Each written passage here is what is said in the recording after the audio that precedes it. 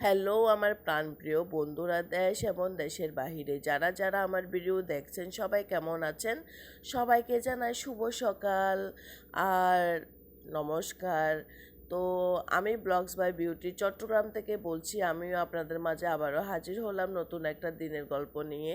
তো আজকের ভিডিওটা ছিল গতকালকে সন্ধ্যা থেকেই। তো সন্ধ্যায় আমি চাটা খেয়ে আমি একটু দোকানে গিয়ে বাজারে গিয়েছিলাম কাঁচা সবজি কিনবো, তাই কাঁচা সবজি খেতে ইচ্ছে করতেছে, তাই একটু সবজি বাজার করার জন্য গেছিলাম। বাজার টাজার করে আমি বাসায় আসলাম। বাসায় এসে আমি সে বাজারগুলা একটু কুটে বাছে নিয়েছি, ধুয়ে টুয়ে নিয়েছি। এখন রান্নাঘরে চলে আসলাম। আমি আজকে রান্নাঘর হচ্ছে আমার বান্ধবী সুমার বাসার রান্নাঘর থেকে আপনাদেরকে ভিডিও করতেছি। তো যাই হোক, আমি ওখান থেকে সেটা ধুয়ে ফালে নিলাম। এগুলা আমি আজকে রান্না করতেছি হচ্ছে লইট্টা শুটকি দিয়ে বিচি দিয়ে রান্না করব, আর সাথে থাকবে আলু বেগুন এগুলা। তো তার জন্য আমি যা যা উপকরণ লাগে তা রেডি করে নিয়েছি। তো দেখেন আমি এখানে পেঁয়াজ কুচি, রসুন কুচি, তারপর হচ্ছে টমেটো কুচি এগুলো নিয়ে নিয়েছি। এবার আমি তেল কড়াইতে গরম করতে দিয়েছি। এবার তেল দিয়ে দিব। তেলের সাথে সাথে আমি এবার শুকনো মশলাগুলো অ্যাড করে নিব। পেঁয়াজগুলো দিয়ে দিব। পেঁয়াজ একটু হয়ে আসলে আমি একের পর এক মশলা অ্যাড করে নিব বন্ধুরা।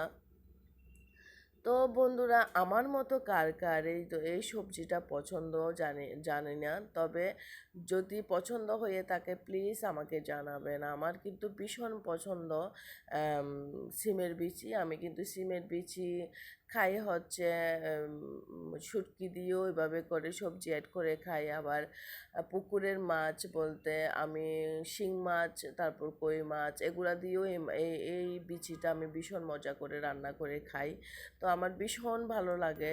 সেই জন্য আমি একটু করে মশলা দিয়ে ভালো লাগে, সিমের বিচি যদি ভালো লাগে আমাকে কমেন্ট করে জানাবেন প্লিজ। মশলাগুলো তো যাই হোক বন্ধুরা, আমি যে রান্না করতেছি আরেকটা চুলার মধ্যে আমি একটু পানি অ্যাড করলাম। পানি অ্যাড করার পরে আমি আজকে সিমের কুচি দিয়ে দিলাম আর একটু লবণ অ্যাড করব। তারপর চাকমাদের পানিটা গরম হয়ে আসলে আমি তারপর আমি এদিকে দেখেন